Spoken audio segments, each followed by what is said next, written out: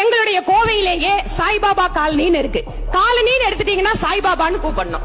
அது உங்களுக்கு பரவாயில்லையா? என்ஜிஓ காலனி எடுத்துட்டீங்கன்னா என்ஜிஓன்னு இருக்கும். காலனி அப்படிங்கிறது அது ஒரு ஆங்கில வார்த்தை. அது சாய்பாபா காலனின்னு சொல்றது அது ஒண்ணு இழிவுபடுத்தக்கூடிய சொல்லு கிடையாது.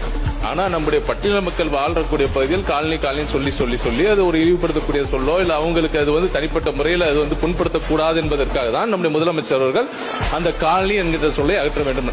இதை உங்களால பிரிச்சு பார்க்க தெரியாதா? இந்த மாதிரி ஒரு கருத்து முறையில தான் நீங்க குழப்பம் நினைக்கிறீங்க.